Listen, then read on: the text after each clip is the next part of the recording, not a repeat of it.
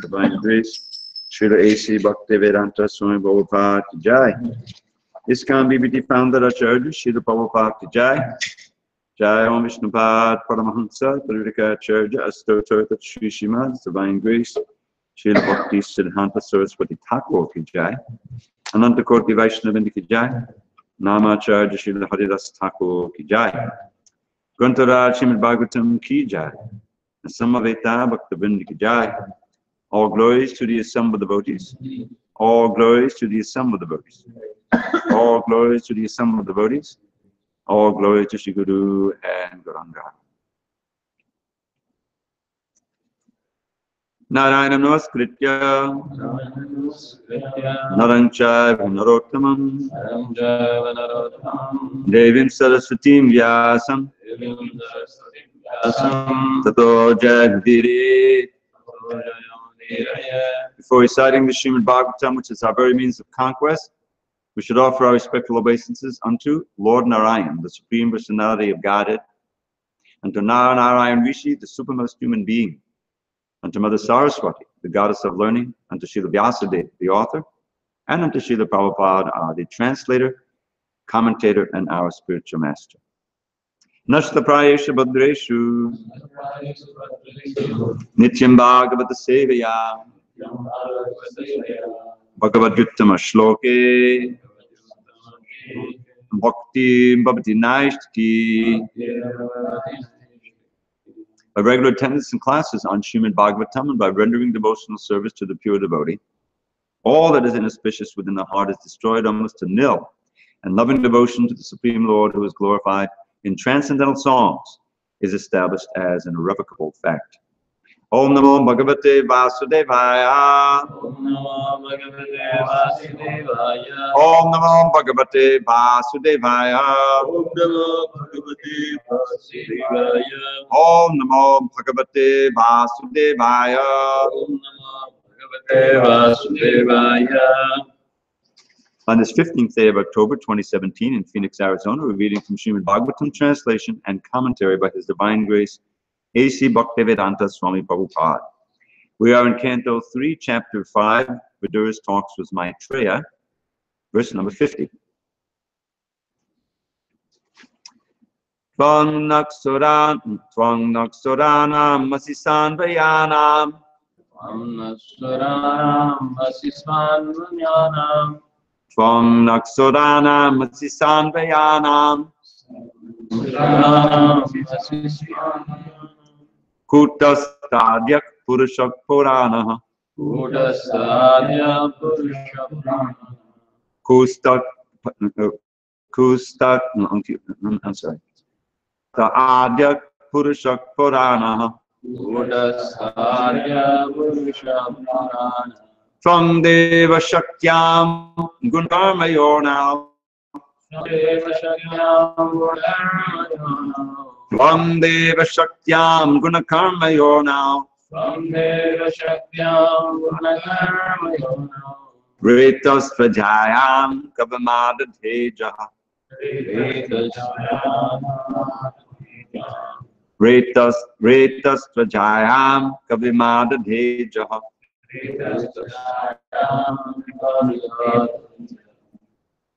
Naksorana Masisan Vayanam.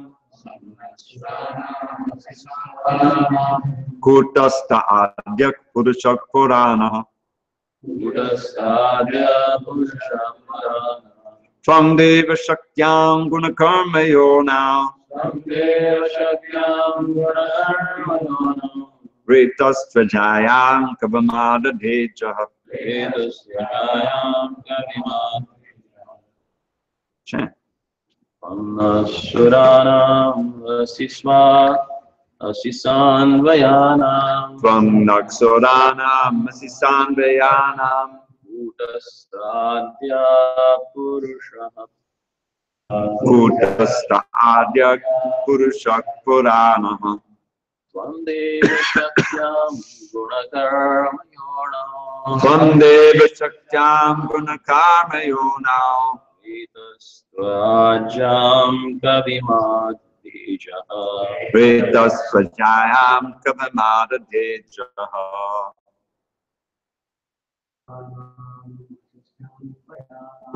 From Naksoranam Asisan Vayanam. Kutasta Adyak Purushak Purana. Dvam Deva Shakyam Gunakarma Yonam. Ritas Vajayam Kavamadadheja. Somna Suranam Asisan Vayanam. Dvam Naksoranam Asisan Vayanam. Kutastadya Purusha Purana. Tasabya Purusha Purana. Vandeva Shakyam Gunakarma Yonam. From Deva Shakyam Gunakarma Yonam. Svajayam Kavimadheja. Ritas Vajayam Kavamadadheja. Ladies.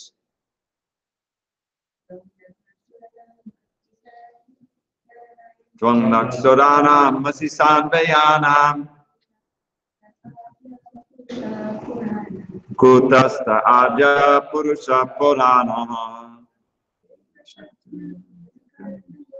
Dvam Deva Shakyam Gunakarma Yonam. Ritas Vajayam Kavamadadheja.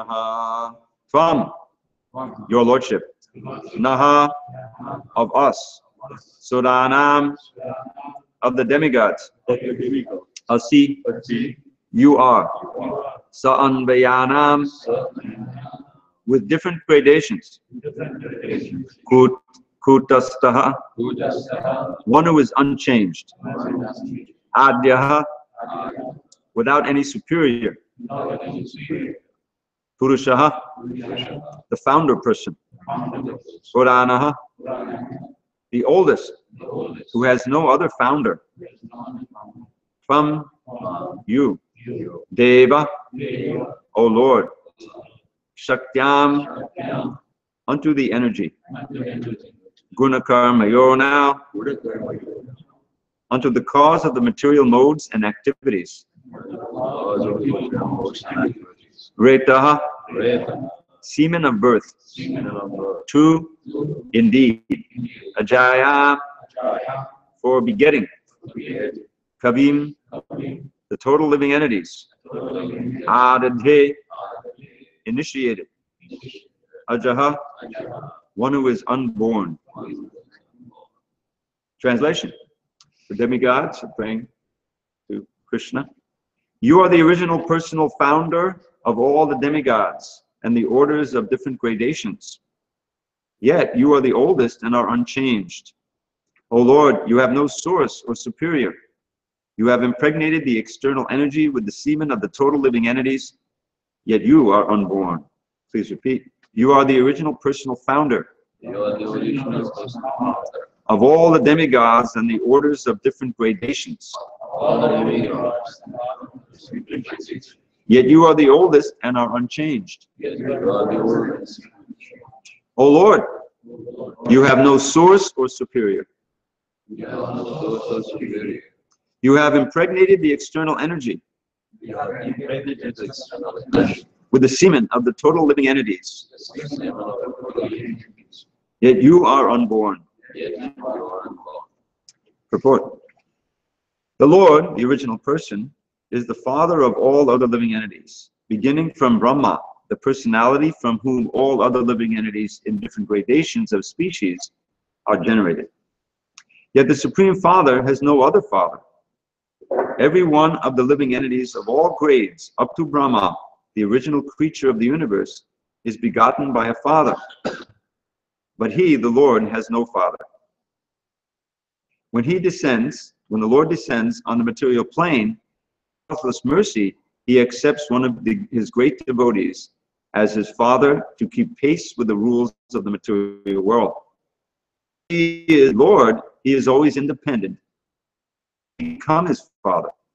For example, the Lord came out of a pillar in his incarnation as Nrsingadev, and by the Lord's causeless mercy, Ahalya came out of a stone by the touch of the lotus feet of his incarnation as Sri Rama.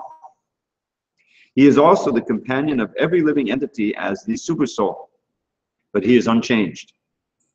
The living entity changes his body in the material world, but even when the Lord is in the material world, he is ever unchanged. This is his prerogative. As confirmed in the Bhagavad Gita 14.3, the Lord impregnates the external or material energy, and thus the total living entities later come out in different gradations, beginning from Brahma, the first demigod, down to the insignificant ant. All gradations of living entities are manifested by Brahma and the external energy. But the Lord is the original father of everyone. Of every living being with the Supreme Lord is certainly one of son and father, and not one of equality. Sometimes in love, the son is more than the father. Father and son is one of the superior and a subordinate. Every living entity, however great he may be, even up to the demigods like Brahma and Indra, is an eternally subordinate servitor of the Supreme Father. The Mahatattva principle is the generating source of all the modes of material nature, and the living entities take birth in the material world in bodies supplied by the mother, material nature. The body is a gift of material nature, but the soul is originally part and parcel. Om Jnanatamrandasya Jnananjana Shalakaya Chakshu Unmidatam Mena Tasmai Shri Gurave Namaha. I was born in darkness of ignorance. My spiritual master Srila Prabhupada opened my eyes with the torchlight of knowledge. I offer my humble obeisance to him and all members of Shri Puran. So the Srimad Bhagavatam, again and again, the basic principles, creation, how it came to be, who the original creator is, what our relationship is with that creator and with this material world. This is very important knowledge to have, because without being firmly fixed in this knowledge, one cannot be firmly fixed in devotional service. We've been reading about the Damodar pastimes, it's very intimate, loving pastimes between Krishna as a little child and his mother, and Satyavrata Muni, who is offering this prayer and his hope to have this form of Krishna manifest in his heart. But underneath all of this, this is founded or is supported by a firm understanding of Krishna's position. It's kind of paradoxical. In that prayer itself, he offers Namami Sharam Satchidananda Rupam. He recognizes this is the Ishvara, this is Supreme Lord, I'm offering my praises to.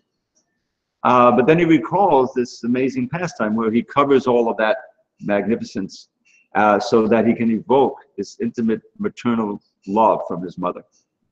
And this is the pastime he wants to remember. This is the form he wants to remember. Remember his desire for the benediction. Vadam deva moksham na moksha. I don't want any moksha. I don't want to merge into your existence. All I want is to have this beautiful form of yours manifest in my heart eternally. What use are any other benedictions? So this is the interesting tension that's set up. Even the gopis, who are often mentioned, they don't know that Krishna is God. You know, that would spoil everything, right? But they also sometimes describe that, just as Mother Yashoda, she also came to know when she looked in Krishna's mouth. So the gopis in their famous prayers, when Krishna was separated from them in the Rasa dance, known as the Gopi Geet. There's 4 Gopi Geets, but that one's known as the Gopi Geet. And others know Venu Geet, Yugal Geet, and Brahmara Geet, the Radharani's song to the bee. So one of the prayers there, they say, Nakalu Gopika Nandano Baba Nakata Dehi Namam Tadatmadrit Vikanisatito Vishwaguptaye Sakahudehi Van Satvikampule. In that very prayer, they're moving between understanding Krishna's real nature as the father of Brahma, and then addressing him as Sakha, as a friend. You see? So this is how it works. Sometimes the Yoga Maya lives for a second, and they see the truth, but then she comes down again to evoke the proper mood, of the most relishable mood of love and separation, and boy and girl, and consort and beloved. So what are they saying there? Nakalu Gopika Nandanoma. You're not actually the son of this Gopi, Yashoda. Nakalu Gopika Nandanoma. Nakalu Dehinam Antadatma Drik. You are the seer within the heart, as the super soul in the hearts of everybody. Akila Dehinam Anta. Vikanisartito. Brahma prayed for you to come to protect the universe. Remember when at the beginning of the 10th canto, the world had been overrun by demonic forces, and Mother Bhumi was troubled, and she went to the demigods, and they went to Brahma, and they all went to the ocean, the shore of the ocean of milk, and Brahma prayed, and he got the message transmission that Krishna would soon come. So they're recalling that. So the gopis are full of knowledge. Remember that many of these gopis are great sages who were in the Bandakaranya forest, who saw Ram and wanted to enjoy with him like Sita, and said, no, in this incarnation, I have one wife. You'll have to take birth from the wombs of gopis in Vrindavan and grow up as gopis, and then you can engage. And then you have the personified Vedas, who are, some of them also wanted to take, but they also took birth. So these gopis are not ordinary living entities by any means. Some of them are eternal, internal energy of Krishna. They also came. So they have this knowledge, but it's covered so that they can forget and think of Krishna as their beloved. But in this particular prayer, separation mood, they're saying, this is who you really are. But then they say, Sakha, you know, they reveal, oh, you're our friend. You took birth as the other. So the demigods are always aware. They're at a state where they're always aware of Krishna's greatness. They're not in this intimate mood. Although Indra, he sometimes forgets due to bewilderment and motive passion. He is a great devotee also. So here, they're describing basic information about Krishna, which we shouldn't forget. What comes to mind is so many the statements. Brahma himself, Ishvara Parama Krishna Satchidananda Vigraha Anadi Adi Govinda Sarva Karanam. Very important verse. Srila establishing that Krishna is God. You know, Krishna is God, and we are his eternal servants. But the basic, you have to understand, there is a God, and Krishna is God, the all-attractive Supreme Personality of God. So, you know, there's a whole book written to prove that. You know that what it's called? Rupa Goswami's book. Not Bhakti Rasamrita Sindhu. Bhagavad Gita is a extensive shastra, although not as big as the Brihad. But the whole purpose of that Rupa Goswami marshalling so much shastric evidence, Krishna is the personality of God. Without that foundational faith, this is very touchy. We could at least be dissipated, you see.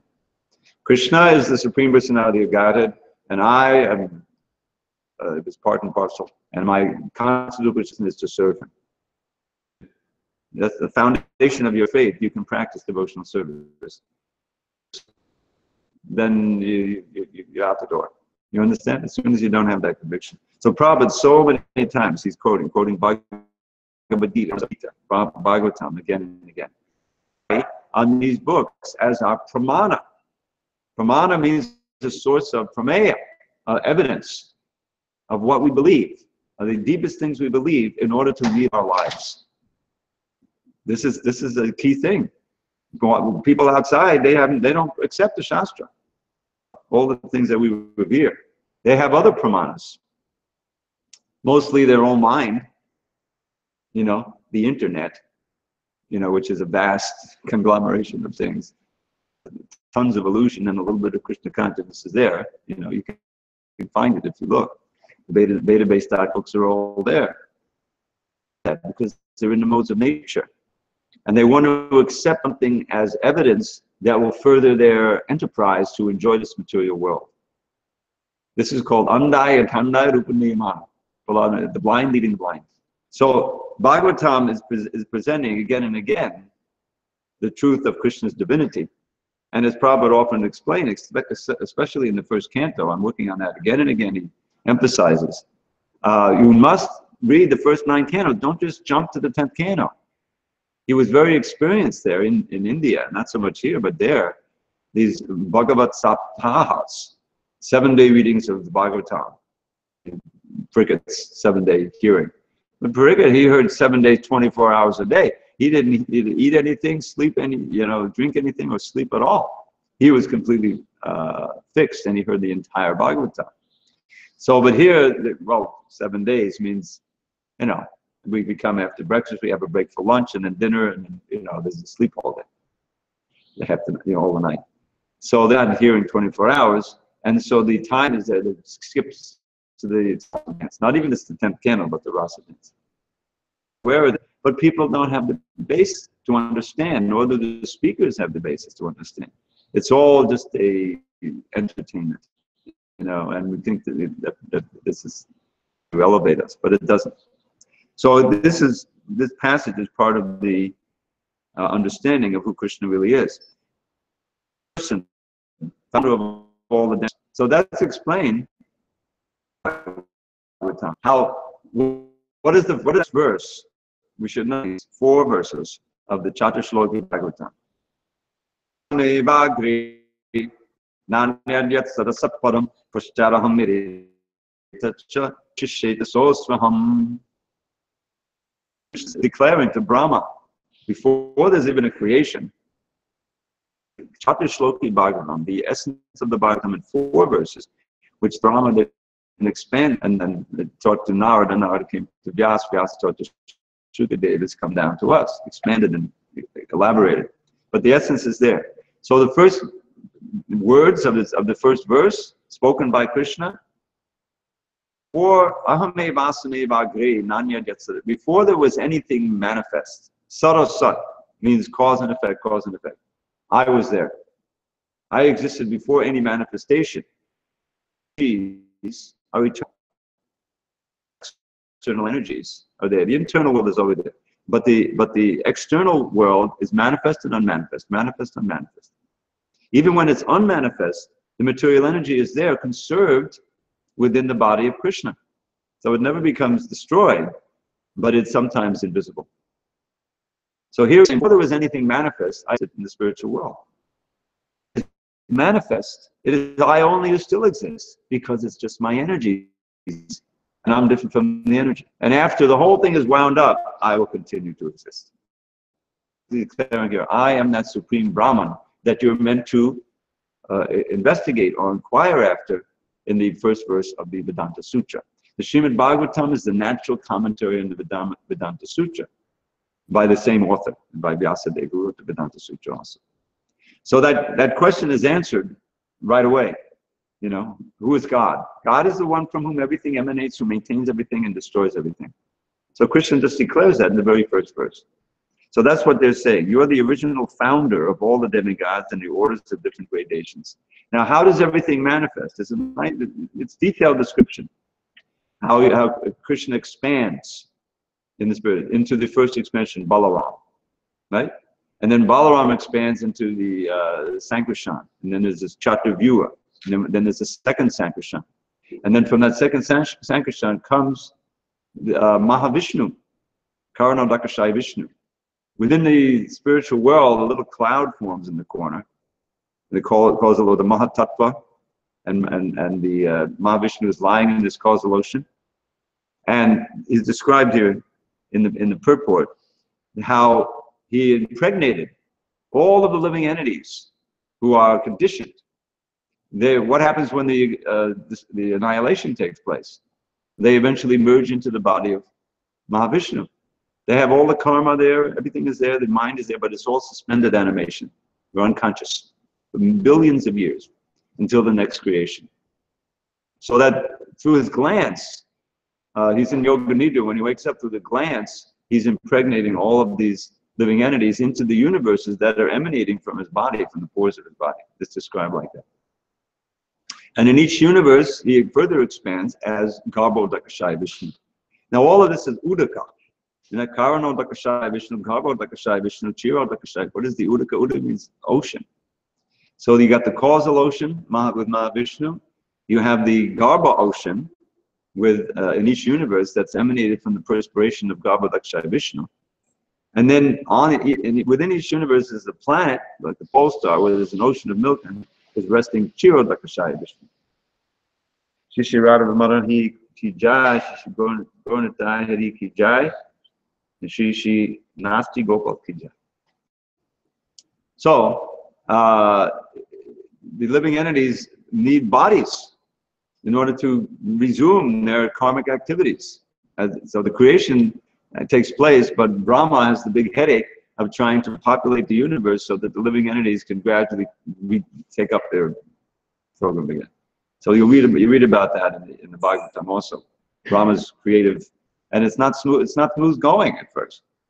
You know, he created, the demons come out and they're trying to go after him, and he gives up that body, and and then the four Kumaras come out, but they don't want to have anything to do with propagation. They keep themselves, and he becomes angry. It's not when you deal with the material energy, there's going to be fits and starts and all kinds of problems. Any temple president can tell you. So we all know ourselves. So here the demigods, this is also a problem. How can we work cooperatively to perform our duties? They're praying for the inspiration and the energy to do it. That's the whole idea. So as the Brahma Samhita explains, Ishvara Parama Krishna, Satchidananda Vigra, Anadir Adir. He has no beginning. Anadir, but he is the beginning. Adir. Govinda. But he's not just some force, you know, some robotic person, you know, who's just creating. He's Govinda. In other words, he has a place, he has pastimes. So, Nadira Govinda, Sarvakarana Karanam. Now, whenever I hear that Sarvakarana Karanam, I always think of Thomas Aquinas, because he posited various proofs of the existence of God, and one was the uncaused cause. Because any scientific analysis of the world, Sankhya, you can see everything that we perceive now is a result of previous causes, which are themselves the effects of other causes. You see, like if you take anything, like this building, for instance. So let's see, what are the causes of the building? It always begins with an idea. It always begins with someone's idea, and then say it manifests as a blueprint. This is real estate. Our real estate man is cooking up now, right? It begins with a desire, really. Usually in this world, it's the desire to make money. You know, so that's why we want to build something. So, but then we have to have a conception of, well, how are we going to build it? So that comes up with one or more engineers, architects, and they make a plan, isn't it? And with the blueprints, everything has to be planned out. And then, so this is all part of the cause. You know, the original cause is the desire to build something for whatever reason. And then there comes the idea and the plan. And then comes the marshalling of the funds to make it happen. and hiring of various people who can bring it all together and actually execute the blueprint. These are all part of the causes. And the building materials, the stone, the wire, everything else that goes into it, that's part of the cause, isn't it? So when you think about it, okay, now this building is built, you see. Now it's not eternal. Eventually there'll be a cause of its destruction. But everything that we perceive, even our own bodies, you know, has a cause. Our parents. You're going to just make it as simple as possible. But what about their parents? Their parents, their parents, their parents. You know, we don't subscribe to this business of everything coming up, you know, from an inanimate chemical soup, and by accident they get together. And no. Life is there. Matter comes from life. So we have parents. You go back to the original parent, and what do you find? You find Krishna. Sarva yona shakuntaya murti eksambhavandaya tasam brahma mahad yonir aham bija pradakpita. Sarva yonashu, every living being, every species of life in this world, Sarva yonashu kundi, murtiyak, their forms come into being, are born. Tasam Brahma Mahadoni, and this big Brahma, this material energy is sometimes also called Brahma, as in the Brahma Samhita. You'll find it also mentioned there. Yasya Prabhava Upato Jagadam. So, an Aham Bija Pradakpita, I'm giving the seed, that's the seed we mentioned in it. I'm giving the seed of all these living entities into the material energy, who then, under my direction, gradually manifest them. Maya Dakshena Prakati Suyate Satadasadam. In the 9th chapter, you'll find that under my supervision, this material energy is manifesting everything, and the whole universe is working that way. But always under supervision. The inanimate energy doesn't do anything on its own. So that's very important understanding. Prabhupada mentions Krishna could come out from anywhere, he's independent. Like Nrsimhadev came from a pillar. Quotes 14.3, which I just gave you, Sarva Yona Shukanteya. So as recognizing that the Supreme Father and our dependence, this wonderful verse from the Upanishads, Prabhupada would always quote. What is it? Nityo Nityanam, Chaitanas Chaitananam, Eko Bahunam Govadadati Kama. There's more to it, which I don't know. But those are the main lines that we quote. So of all the eternal conscious living beings, of which we are some, we are examples, there's one who's special. What's the definition here? He's providing the necessities for all the others. So this is the Upanishadic statement, and we find the same thing mentioned here. Now, how is all this information important for us? Well, as I mentioned, in order to progress nicely in Krishna consciousness, we need to have this sambandha jnana, which is what we've just been discussing. Where is everything coming from? What is all of this matter? Where do we fit in? What's our relationship? Now, I always recall this very important instruction Lord Chaitanya gave. Some of you may know this first line of it. When Sanatana Goswami first approached Lord Chaitanya, right? He said, Kayami Kenayama Jaratapatrai. That who am I and why am I suffering the threefold miseries? Without answering this question, all my knowledge, my so-called erudition, is useless.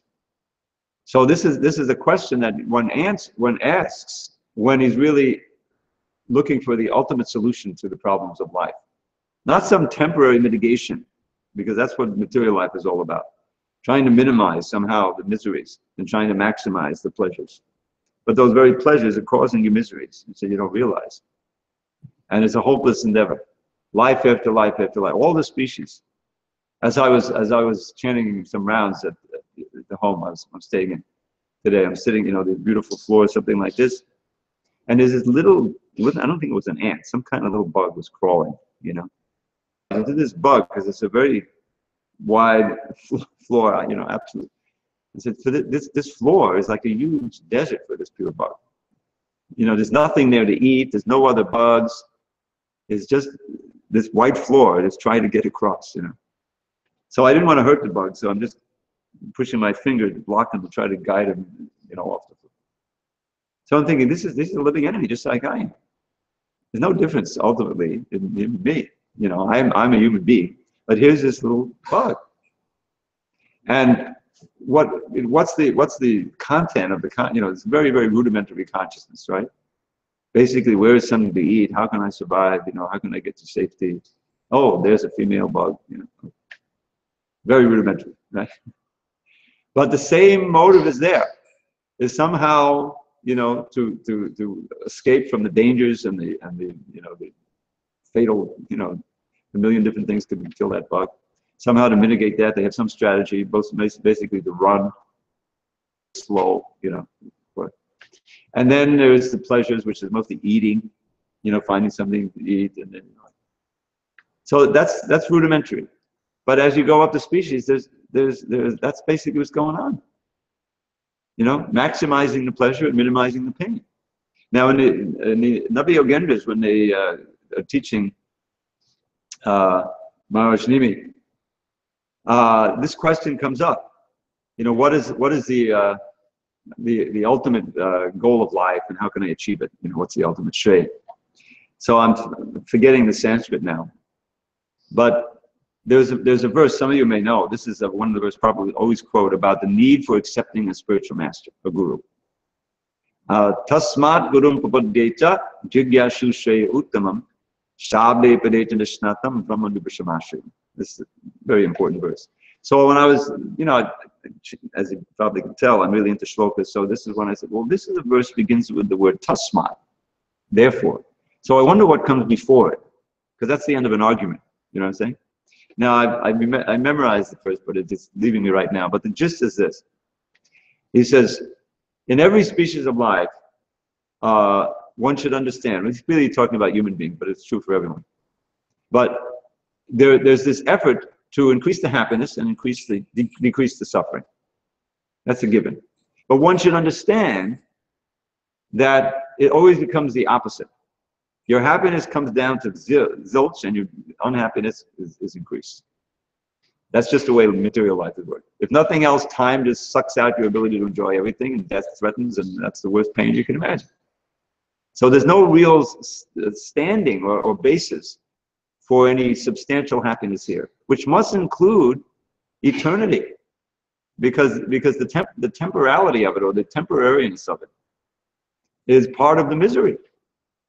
That the material life is an attempt to try to forget that you're heading toward the abyss of old age and death.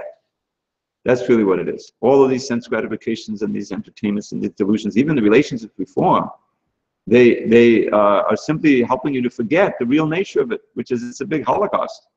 This is Bhaktivinoda Thakur's word. I'm trying to enjoy this holocaust, right? So waking up to that means facing reality. Janma mrityu jara vyadi dukkha dosha darshan. That's reality on the material plane, but that's not the only reality there is. People say that we're very pessimistic, or that the Hindus are all pessimistic. They're fatalistic. You know, they just accept karma. They're not ready to really work hard to build up, you know, capitalists, you know, come on, work is worship. Isn't that the whole idea? Rather than, no, I don't, you know, what's the point? What's the point is it makes sense. There's no point in building up this whole artificial society to help you forget the reality that you're going to leave it. You know, sometimes the shocks come like these fires or these floods or these hurricanes or wars, you know, or the hurricane in the White House. That's another disaster. But, you know, to wake you up. But does it really wake people up? Not really. You know, it just makes them more anxious. And then they have a solution to that, a pill. You know, in other words, this is a line from Prahlad Maharaj. Prahlad's prayers. Please study them. They're full of so much instruction. So he says, Yasmat priya priya yoga sayoga janma shokagina sakata yona shadayamana. Dukkaushadam tadapi dukkam. In 3 lines, he's analyzed the whole material situation and also described the ordinary materialistic attempt to solve the problem. So what's the problem? Yasmat priya priya yoga sayoga janma shokagina. That in sakala yona shadayamana, in every species, we're burning in the fire caused by these 2 things. that those things which are dear to us, and there's always something dear. You know, the very body is dear. Your loving family is dear. In lower animals, they also do that. There's always something that you really want to hold on to. But inevitably, it's ripped away from you by the force of time. And those things which are you don't want to confront, which are are horrible, they're eventually pushed in your face. Just wait long enough. It happens. So yes, priya viyoga, and apriya sanyoga, sayoga. The things which are dear, ripped away. The things which are horrible are pushed upon you. And this is called a fire. Sayoga. Janma gives birth to shokagina, a fire of lamentation, both before, during, and after it happens. Right? You get something you like.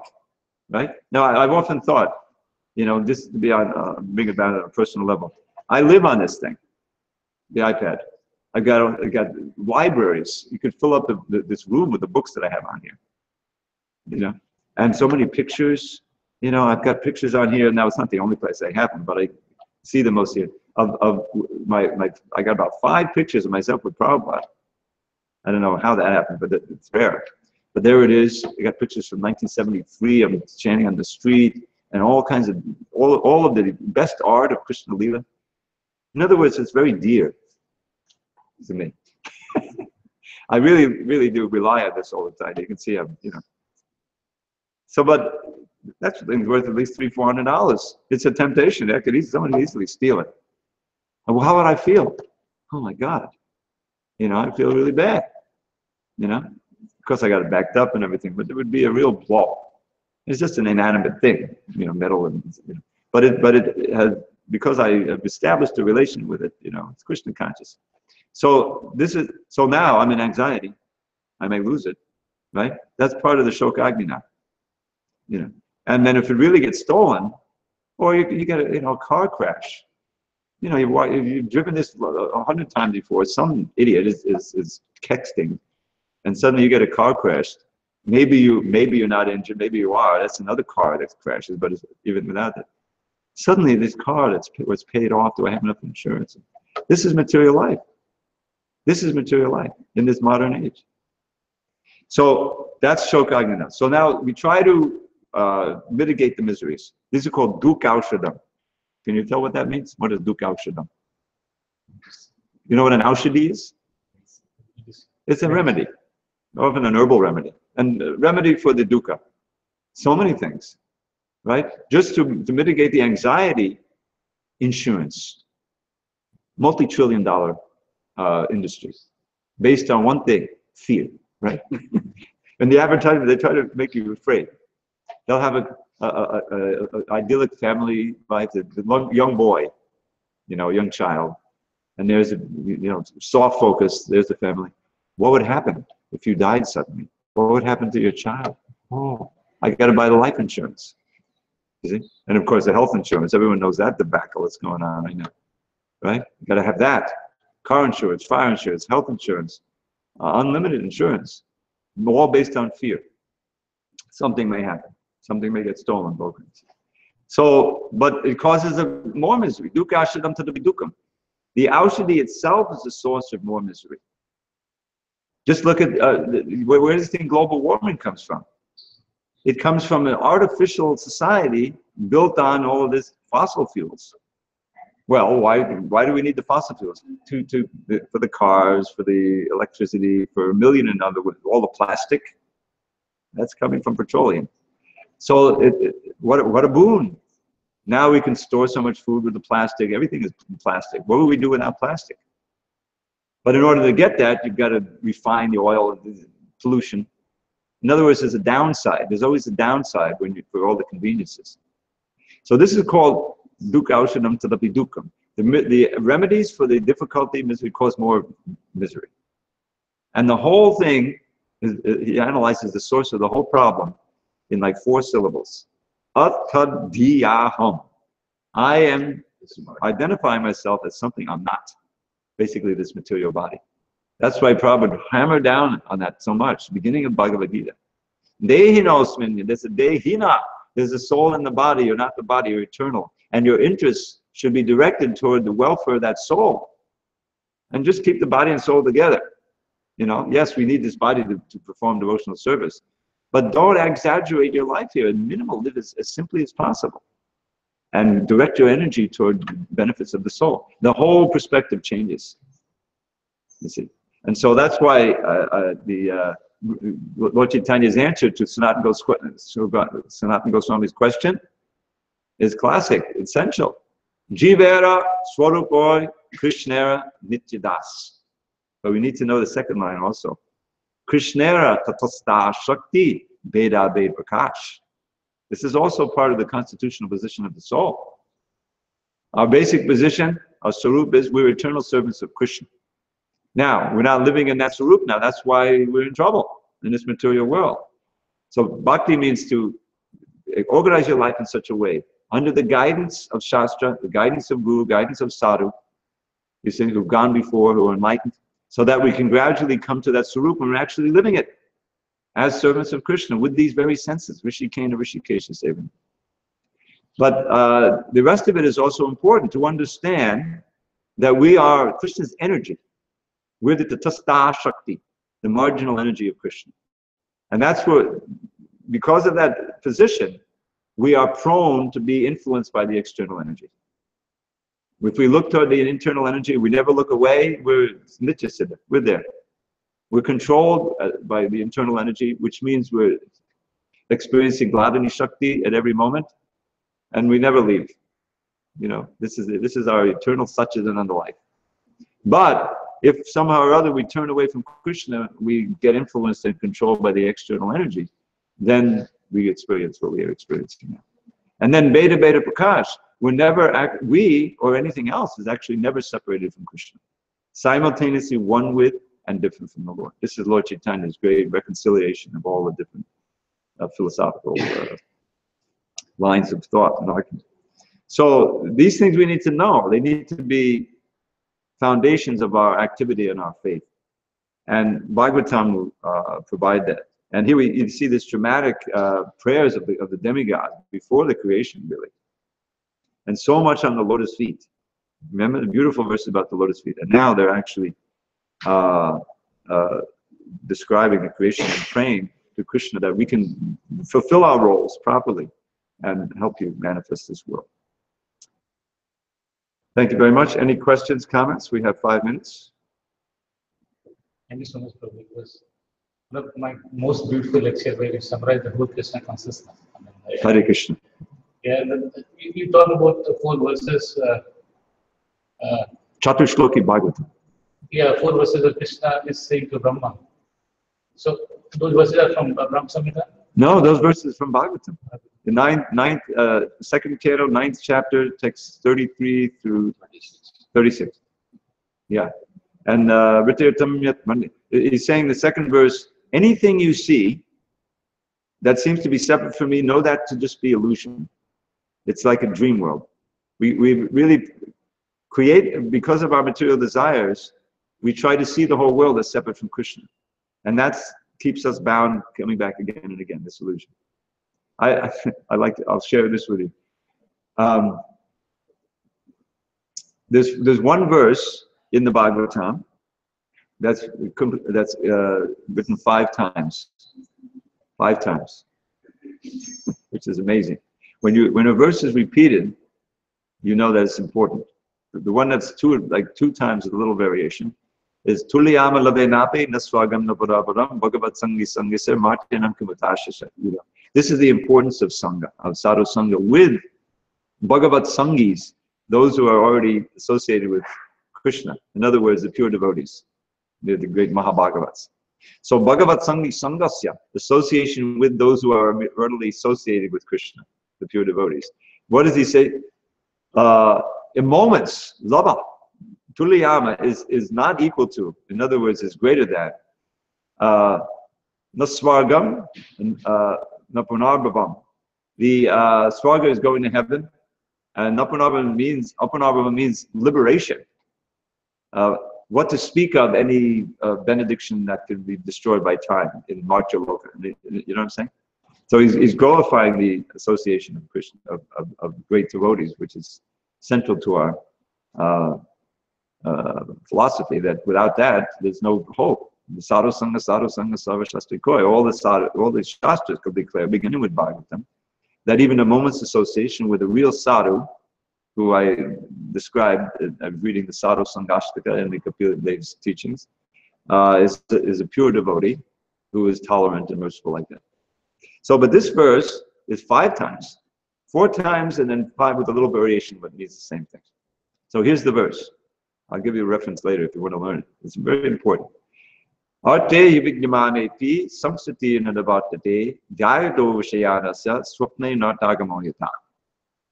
And what he's saying there is the samsriti, which is all of that's samsara, all of our sufferings in this material world, actually are like a bad dream. They don't exist in substance any more than our, like Krishna says, nasato vijade bhavo. For the asat, the temporary material world ever changing, there's no real existence. It's coming and going. So he says these sufferings in samsara, they're not really real. But for one who is continuing to meditate on the object of the senses with the enjoying mood, the sufferings do not cease any more than the sufferings of a nightmare cease until you wake up. You see? So we got to wake up to the reality. And this is, Krishna says it twice in his Uddhava Gita. And I think Kapila Dev has it once. It's in the 4th canto. I'll give you a reference if you want. This verse should be understood. Because if you accept the truth of this verse, it means that we are the ones who are perpetuating our own suffering here by meditating on the object of the senses. It's right out of the Gita. What's the result of meditating on those objects of the senses? One gets attracted and attached to the objects, and if you keep doing it, sangat sanjayate kama, then you become obsessed with enjoyment. And you're inevitably frustrated. You become angry. And oftentimes that anger takes the form of turning inward and becomes frustration, depression, and down on yourself. That happens too. So krodha bhavati sammoha means completely bewildered. Now we're really going down this slope. And somewhat smriti vibhrama, you forget everything. Imagine waking up in the morning and you're completely amnesiac. You don't even know your name. You don't know anything about Krishna, anything.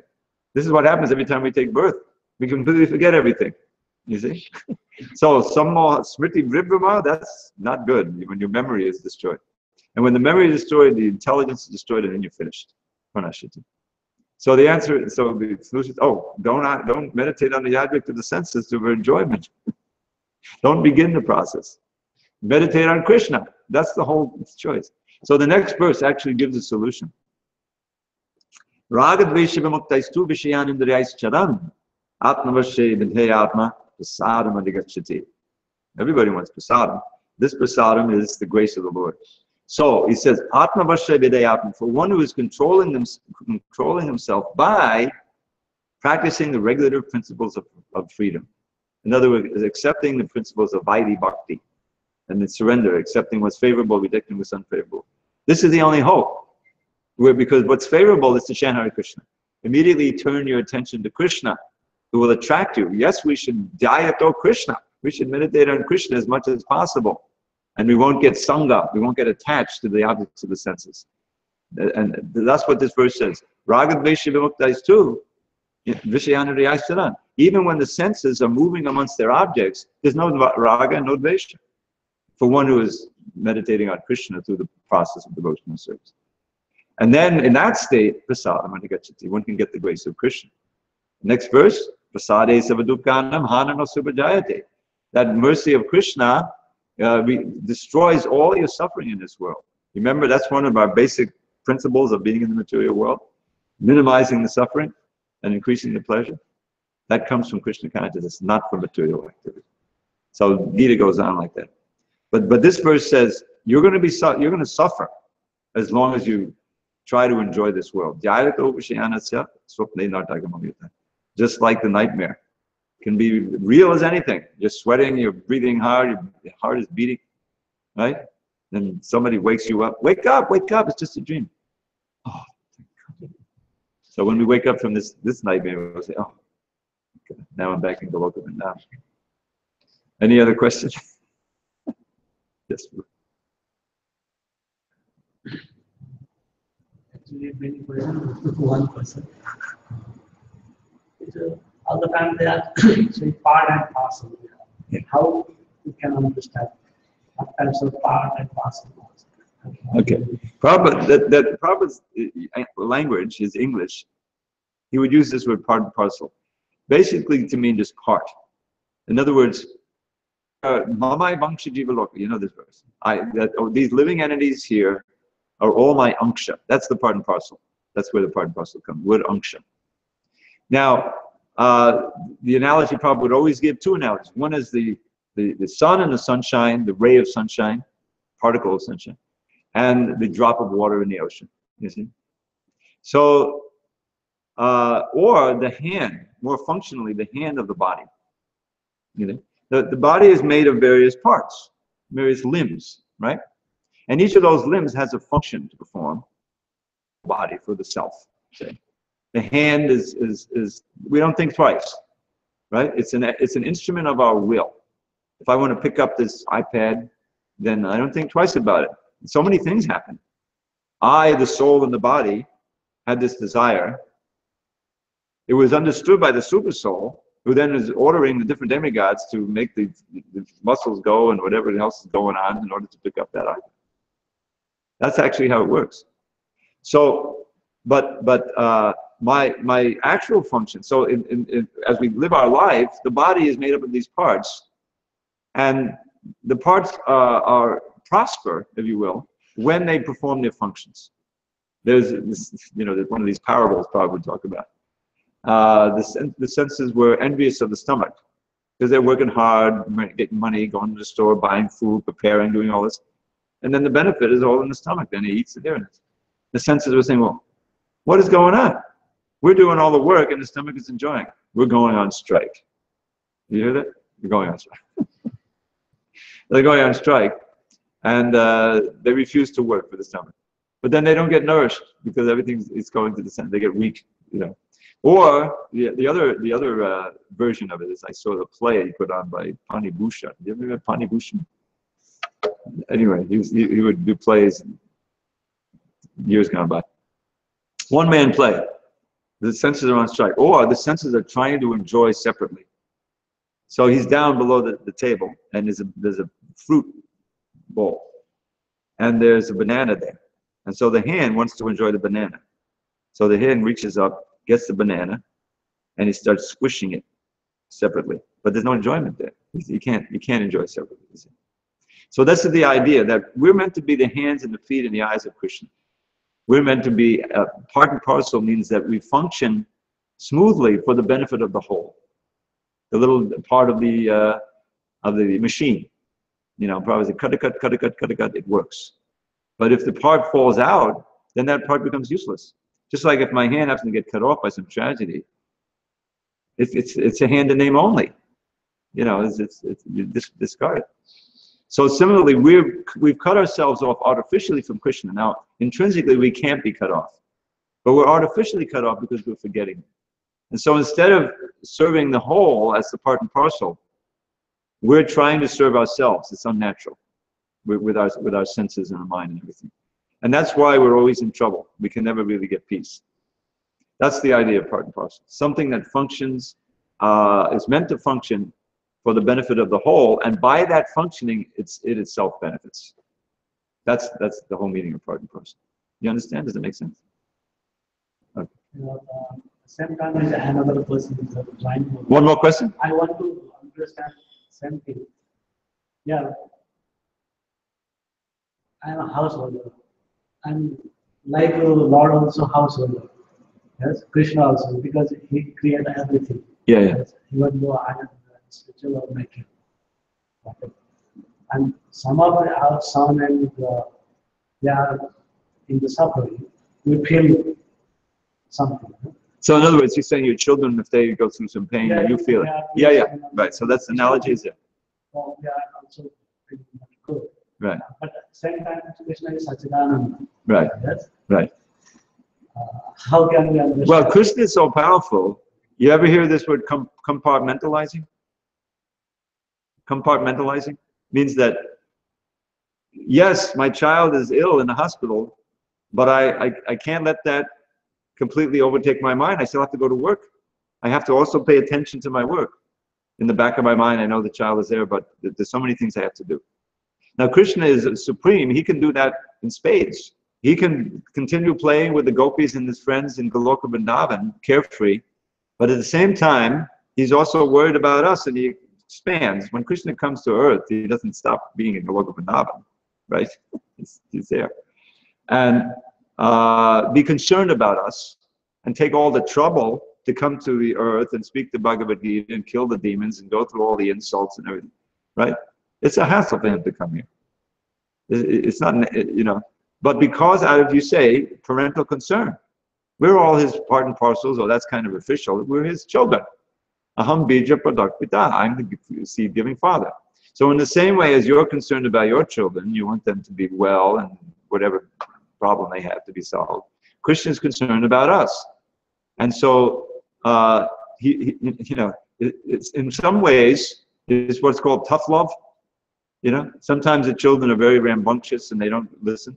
So you have to give tough love, and you put them, as Prabhupada said, you put them under the care of a severe man, you know, for discipline. So they have that. Or basically just go to school, right? Go to school. But we are not Sarva Samartha. Lord is Sarva Samartha. We can't do anything. Yeah. We cannot, if we are desiring, but we cannot. I know. Lord can. So the point is that in the final analysis, from our philosophical understanding, we understand that these family relationships, although they're very important to us, we have feelings, that they're temporary. They shouldn't occupy all of our attention.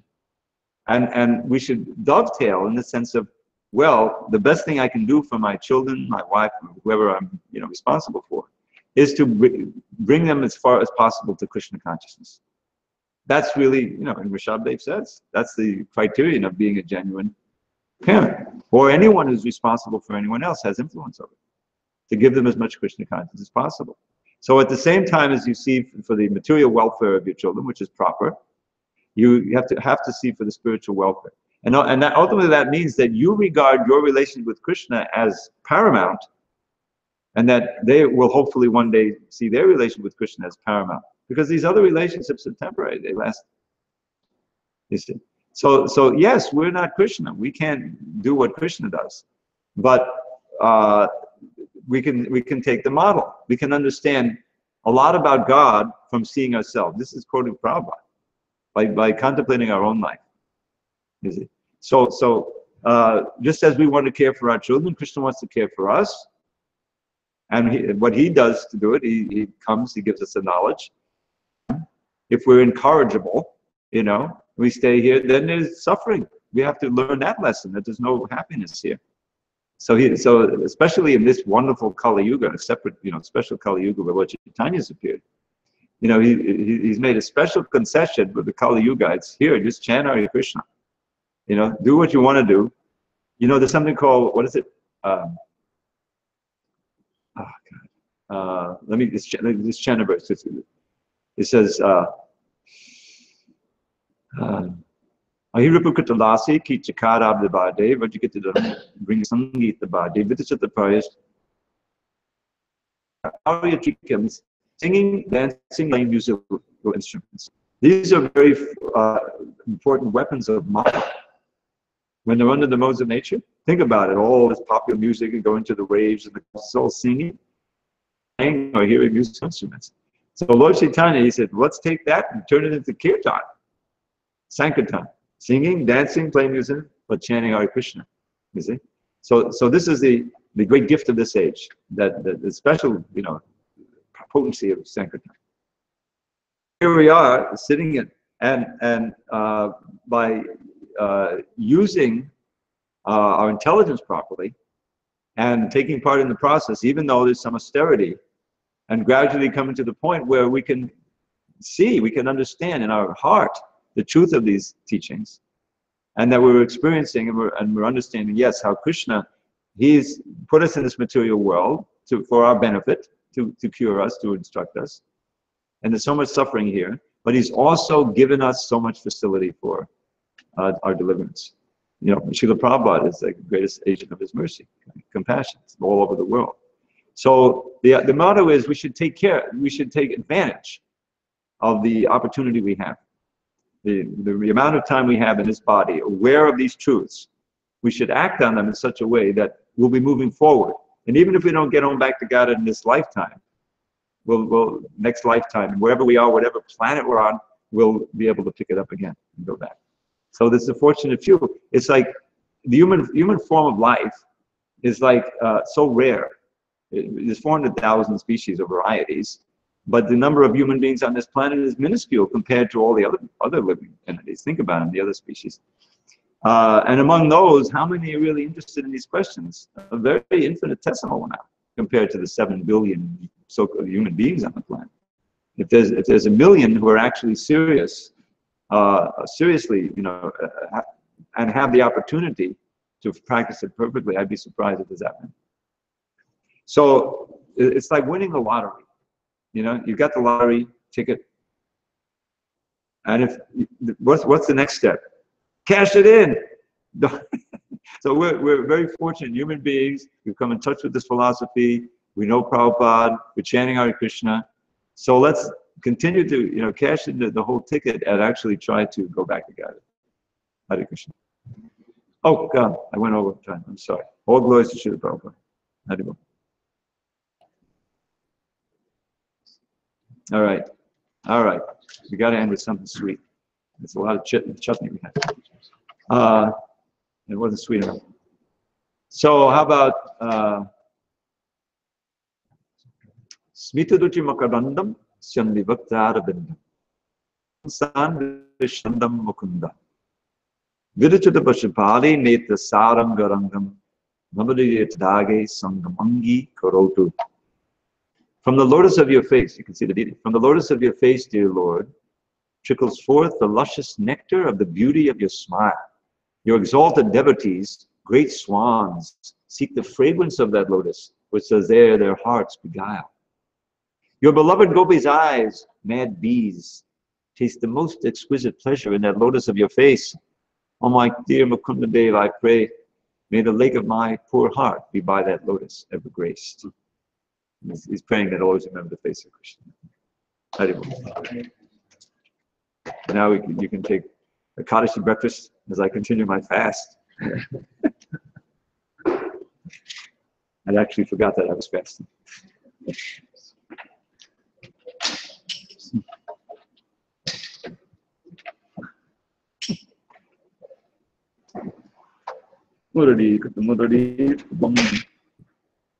Oh. Now, Prabhu, did you give me a flash drive? Yes. Okay.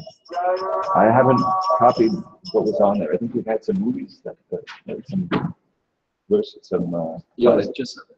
Yeah. So that's still at home. But I'm going to copy it. I'll bring it tonight. You'll be here tonight? Yeah, I will be here. Okay. I will give you this tour also. Okay. I'll make it. Another tour. Okay.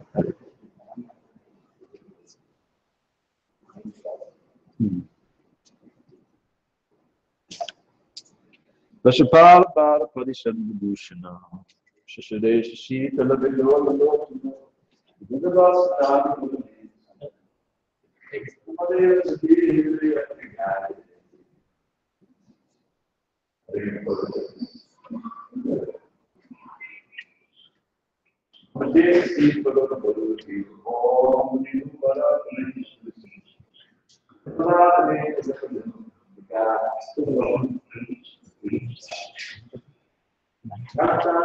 Nine 3336. Second can go. Line shaft. 33 36.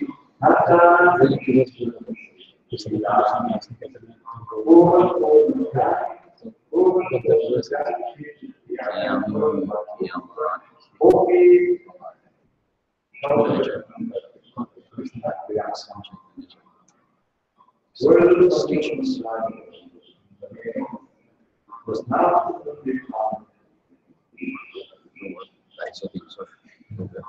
Samadhi.